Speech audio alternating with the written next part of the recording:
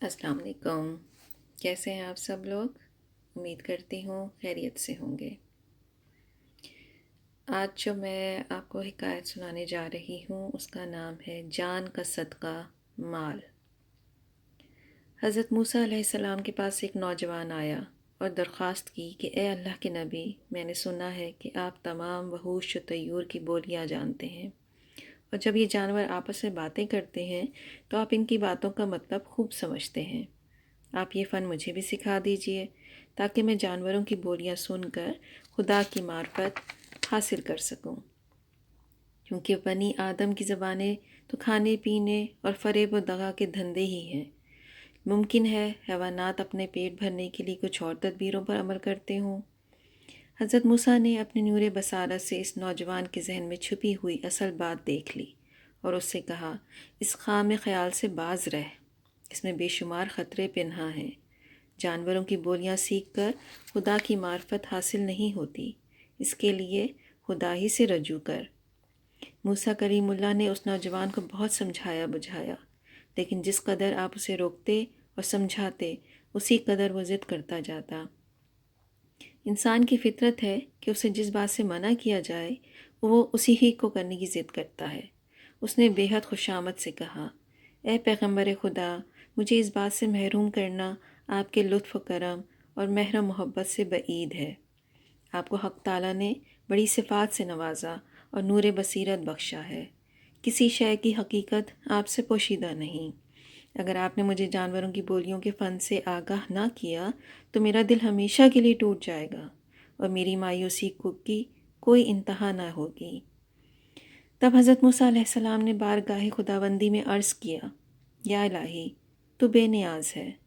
ایسا معلوم ہوتا ہے کہ اس نوجوان کی عقل و خرد کو شیطان مردود نے اپنا کھلونا بنا لیا ہے۔ تو ہی بتا میں کیا کروں؟ اگر اسے جانوروں کی بولیاں سکھا دوں تو یہ بات اس کے حق میں نیک نہ ہوگی، اور اگر نہ سکھاؤں تو اس کا دل صدمے سے چور ہوتا ہے۔ حق تعالیٰ نے حکم دیا، اے موسیٰ، تم اس نوجوان کی خواہش پوری کرو، کیونکہ ہماری سنت ہے کہ ہم کسی کی دعا رد نہیں کرتے۔ یہ حکم پانے کے باوجود حضرت موسیٰ نے سوچا کہ ایک بار پھر اس نوجوان کو اس خیال سے باز رہنے کی کوشش کروں۔ چنانچہ آپ نے اسے نہایت شیریں اور نرم لہجے میں سمجھایا کہ اللہ نے اجازت تو عطا فرما دی ہے اور اب تیری مراد خود بخود پوری ہو جائے گی، لیکن تیرے حق میں بہتر یہی ہے کہ یہ خیال ذہن سے نکال دے اور اللہ سے ڈر، کیونکہ یہ پٹی شیطان نے تجھے پڑھائی ہے۔ مجھے یقین ہے کہ تو سینکڑوں آفتوں میں پھنس جائے گا اور آخر میں سوائے ندامت اور پشیمانی کے کچھ ہاتھ نہ آئے گا۔ اس بات نے اس نوجوان پر صرف اتنا اثر کیا کہ وہ کہنے لگا، بہت بہتر، میں تمام جانوروں کی بولی سیکھنے کے خیال سے درگزر کرتا ہوں، لیکن کم از کم 2 جانوروں کی بولیاں تو ضرور ہی سکھا دیجیے۔ ایک اس کتے کی بولی جو میرے مکان کے دروازے پر پہرا دیتا ہے، اور دوسری اس مرغ کی بولی جو میرے گھر میں پلا ہوا ہے۔ بس میرے لیے ان 2 جانوروں کی بولی سمجھ لینا ہی بہت ہے۔ حضرت موسیٰ نے فرمایا، اچھا، جا، آج سے ان دونوں حیوانوں کی بولی کا فن میں نے اللہ کے حکم سے تجھے عطا کیا۔ وہ نوجوان خوش خوش گھر واپس آ گیا اور اگلے روز اپنے پالتو جانوروں کی باتیں سننے کے لیے دروازے کے قریب کھڑا ہو گیا۔ تھوڑی دیر بعد گھر میں کام کرنے والی خادمہ ہاتھ میں ایک کپڑا لیے دروازے پر آئی۔ اس میں رات کا بچا کچا روٹی کا ایک ٹکڑا تھا۔ وہ خادمہ نے باہر پھینک دیا۔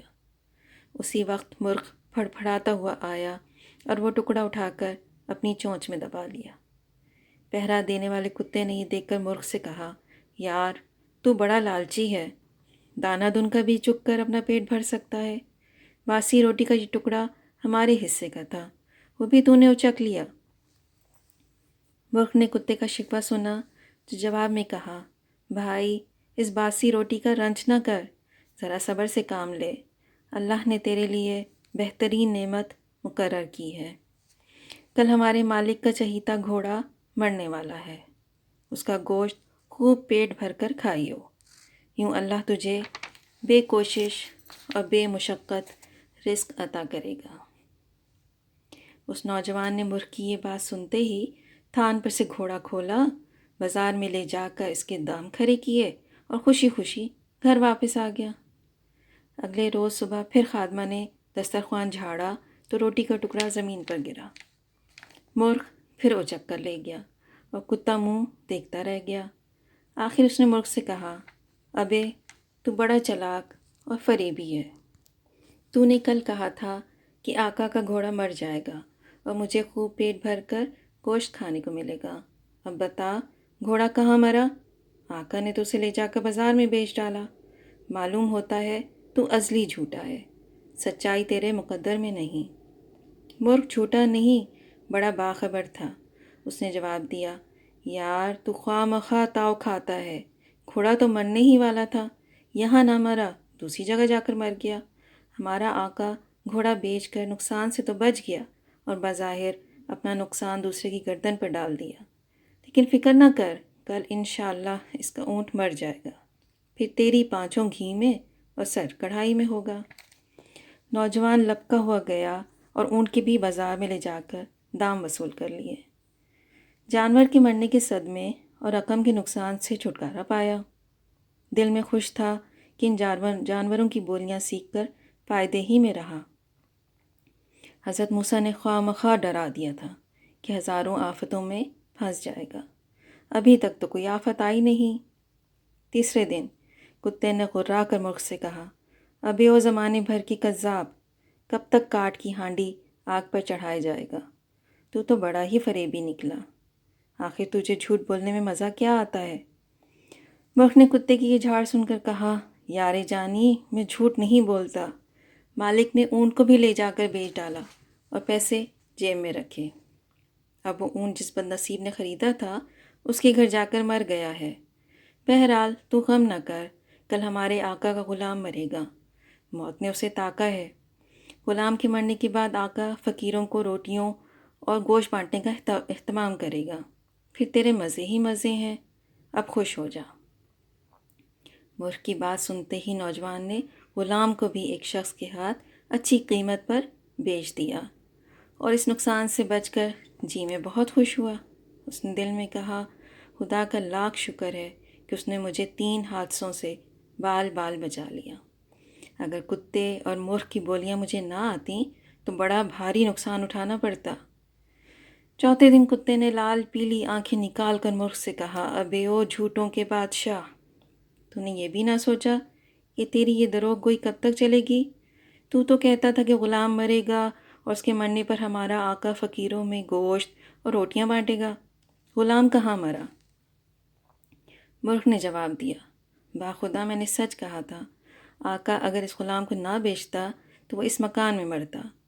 بہرحال جس نے اسے خریدا وہ اب اپنے نصیبے کو رو رہا ہوگا، کیونکہ غلام اس کے گھر جاتے ہی اگلے روز صبح مر گیا اور بیچارے خریدار کی رقم برباد ہوئی۔ لیکن اب تو خوش ہو جا کہ خود ہمارے آقا کی باری آ گئی ہے، کل یقیناً مر جائے گا۔ اب دیکھتا ہوں کہ وہ اپنے آپ کو موت کے فرشتے سے کیوں کر بچائے گا۔ کاش وہ بے وقوف اتنا سمجھتا کہ ایک نقصان سینکڑوں نقصانوں کا صدقہ ہوتا ہے۔ یاد رکھ کہ جسم و مال کا زیاں جان کا صدقہ ہے۔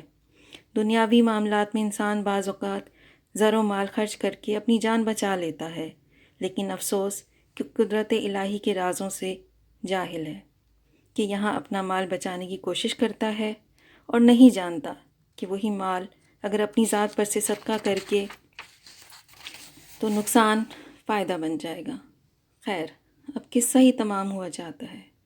آج ہمارا آقا سوئے عدم روانہ ہو جائے گا، پھر اس کے والی وارث گائے ذبح کریں گے اور دیگیں چڑھیں گی، فقیروں اور محتاجوں کا ہجوم ہوگا، روٹیوں کے ٹکڑے اور ہڈیاں بوٹیاں اس کثرت سے تجھے کھانے کو ملیں گی کہ جی بھر جائے گا۔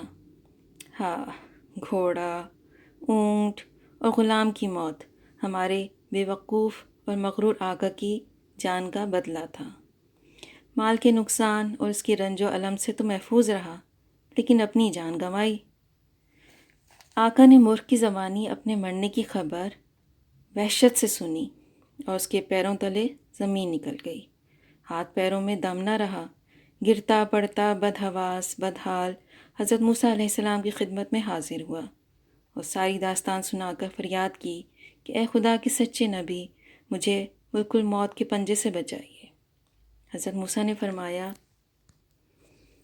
ارے احمق، اس میں ڈرنے کی کیا بات ہے؟ فوراً بازار میں جا اور اپنے آپ کو بھی بیچ ڈال، تو اس کام میں بڑا ہوشیار ہے۔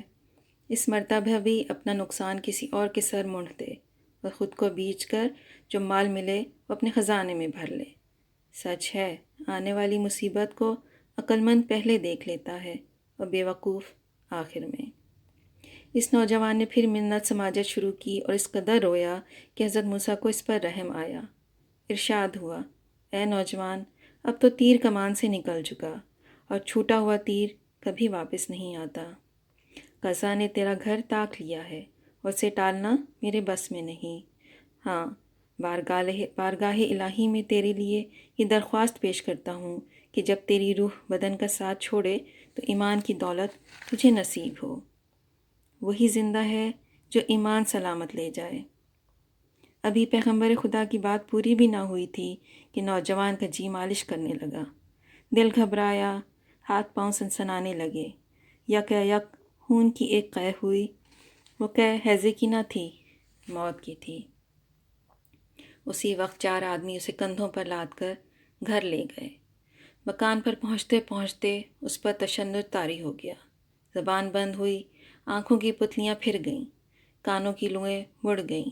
آخرکار اس نے ہچکی لی اور اپنی جان آفرین کو سونپ دی۔ حضرت موسیٰ نے یہ خبر سنی تو درگاہ الہی میں دعا کی کہ اے باری تعالیٰ، اسے ایمان کی دولت نصیب فرما، اپنی شان الوہیت کے صدقے میں اسے بخش دے۔ ہر چند اس نے گستاخی اور ضد کی، لیکن وہ نادان تھا، اس پر رحم فرما۔ خدائے بزرگ و برتر نے اپنے پیغمبر کی دعا قبول فرمائی اور اس نوجوان کو بخش دیا۔ کیسی لگی آپ کو یہ حکایت؟ مجھے ضرور بتائیے گا۔ اپنا بہت سارا خیال رکھیے گا اور دعاؤں میں یاد رکھیے گا۔ اللہ حافظ۔